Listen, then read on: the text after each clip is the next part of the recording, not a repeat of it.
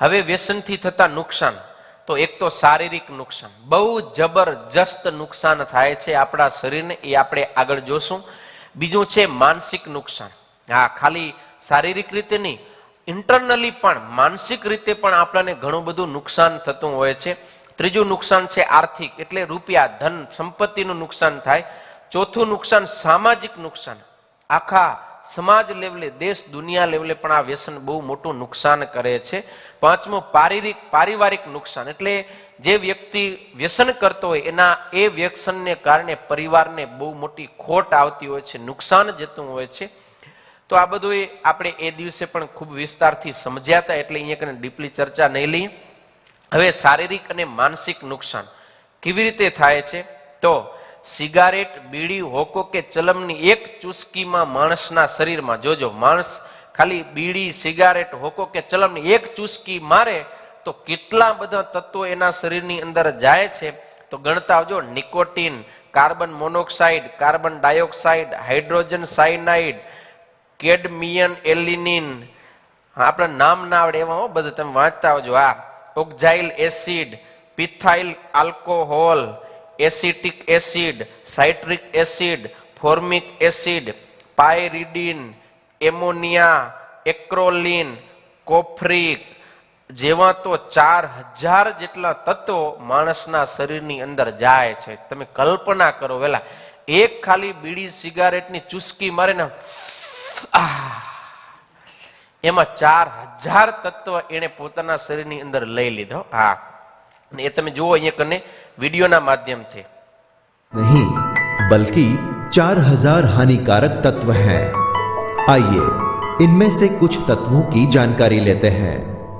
Cadmium, carbon monoxide, nicotine, hexamine, ammonia, butane, acetic acid, methane, paint, toluene, stearic acid, methanol, ऐसे अनेक हानिकारक तत्व हैं जो तंबाकू में शामिल है और इसके सेवन से स्वास्थ्य को खतरा होता है. આટલા બધા ઝેરી તત્વો વ્યસનીના શરીરની અંદર જાય છે. લ્યો, 4000 કરતા વધારે ઝેરી તત્વો. અને એને તો એમ લાગે કે હા, બાપુ તો મોજ માણે રહે એમ. પણ ઈ મોજની અંદર જે ઝેરી તત્વો જાય એ શરીરને બહુ મોટું નુકસાન કરશે. આ બધા તત્વોનું રાસાયણિક બંધારણ કદાચ આપણને ન સમજાય, સમજ્યા ને? આમાં બધા નામે નથી આવડતું, એ શું નુકસાન કરે તે આપણને ક્યાં સમજાય.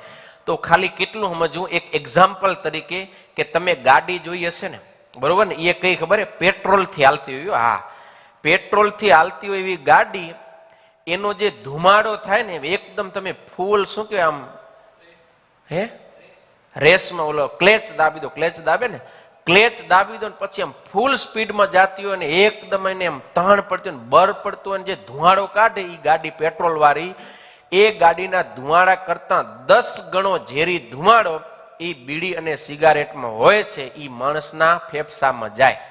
એટલે જે પીતા હોય, હા, આ બધું તમે ખાલી આ જોવા માટે નથી આટલી મહેનત કરીને બતાવતા. જેનામાં પણ નાનું મોટું કંઈ પણ વ્યસન હોય એ બધાને વિચારવાનું છે કે હું વ્યસન કરું છું ત્યારે મારા શરીરમાં શું થાય છે એમ.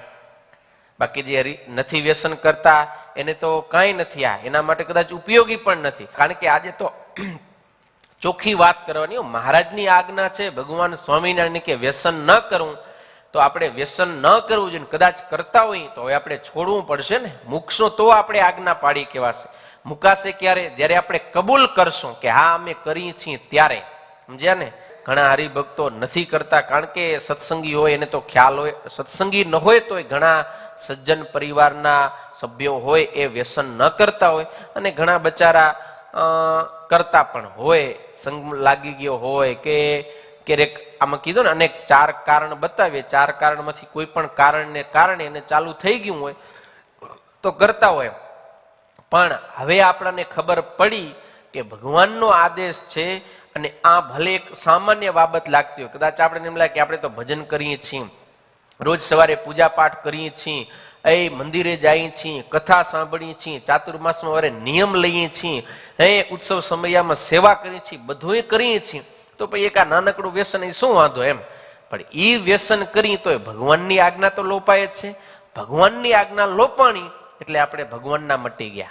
ભગવાનના મટી ગયા તો પછી ધામ મળશે કે નહીં મળે એ કાંઈ નક્કી નથી. લગભગ નહીં જ મળે. ભગવત કૃપા કરે એ અલગ વસ્તુ.